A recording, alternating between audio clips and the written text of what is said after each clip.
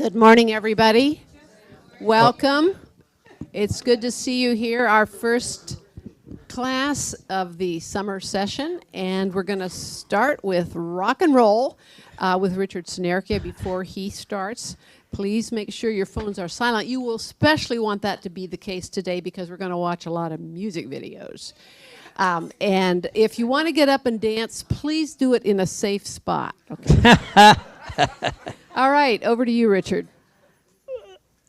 First of all, I would like to make some acknowledgments. There are people, a lot of people, who were very helpful to me in planning this class. One was Joe Luby, who is not here. Mary Lou Buffum is another one. A person who does not live here, but who was a regular on Bandstand, Maria Duca, who you may know her name. And my wife, Judy Morgan, was very helpful.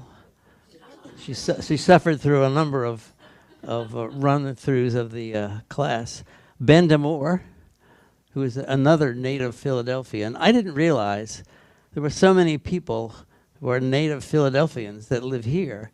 And I'm thinking I might not have even attempted this if I had realized that, because it's kind of daunting. But,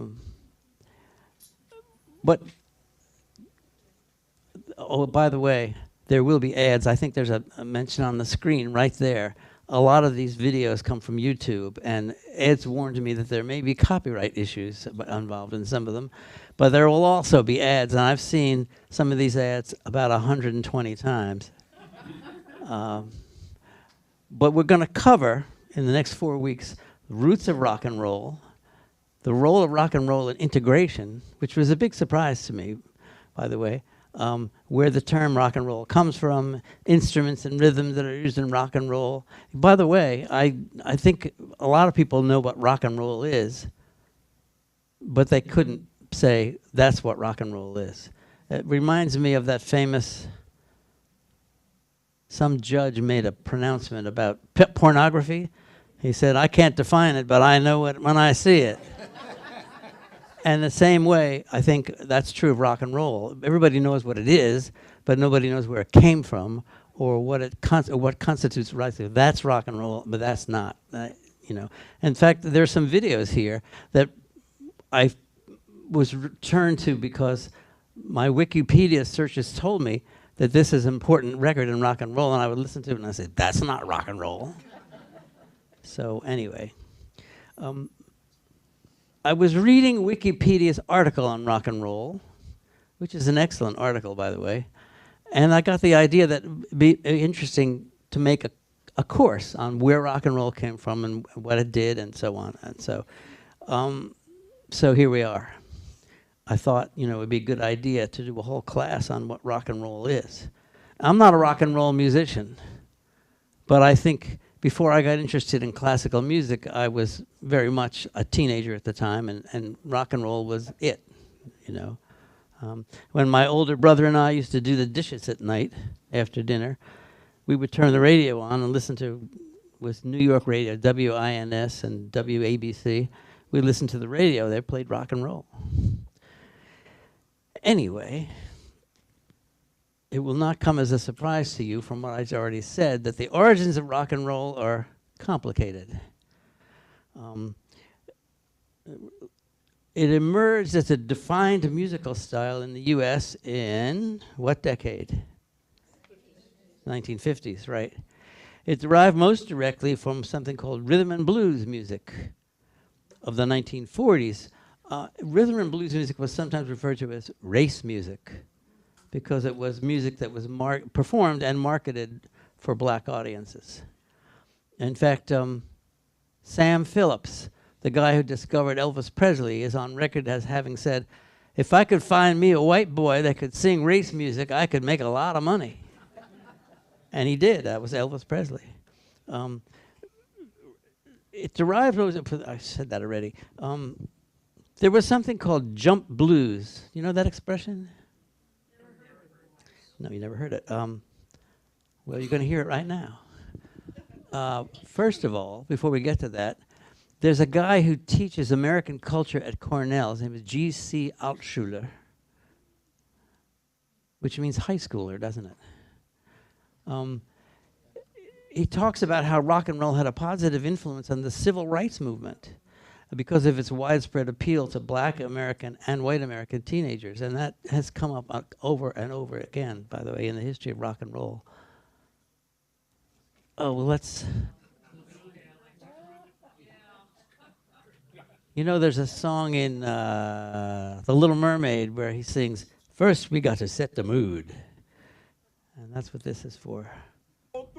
Oops, it's an ad. In Philadelphia, we root for the home team because they're our... Oops, it did not react. 1, 2, 3 o'clock, 4 o'clock, rock. 5, 6, 7 o'clock, 8 o'clock, rock. 9, 10, 11 o'clock, 12 o'clock, rock. We're gonna rock around the clock tonight. Put your glad rags on, join me home. We'll have some fun when the clock strikes 1. We're gonna rock. That's Alan Freed. We'll hear more about him later.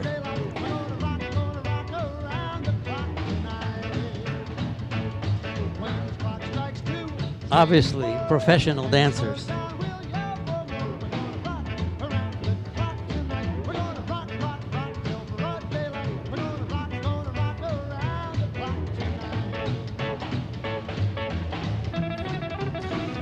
It's interesting that you hear the guitar, but you don't see it. He's in the back.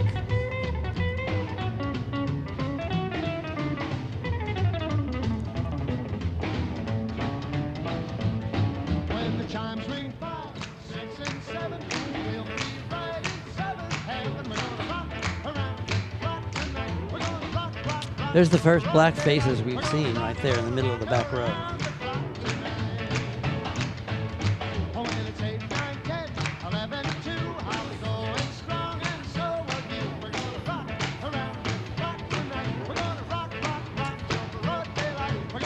I used to be able to do, no, kidding, just kidding.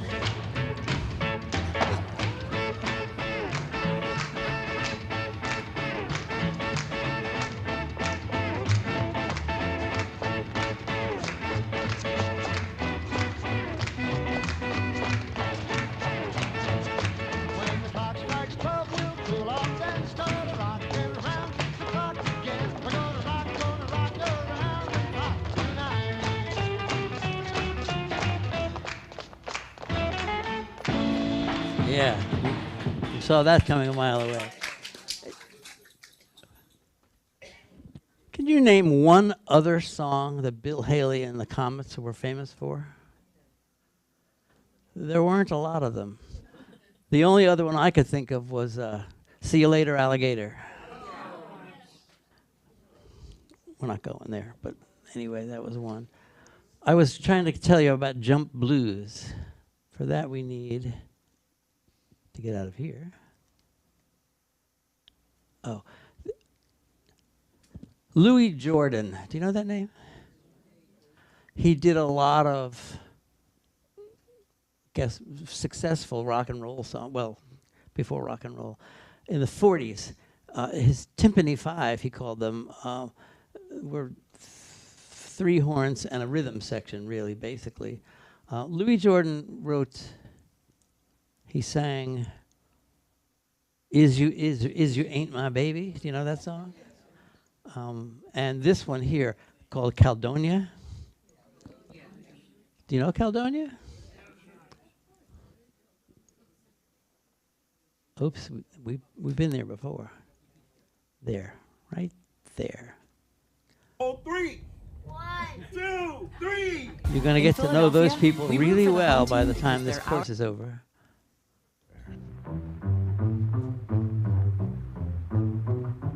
Hey boy, hey, what you doing, man? Hey, what you gonna do? That ain't the piece we supposed to play. Come on. Well, I guess I better get on in here with it.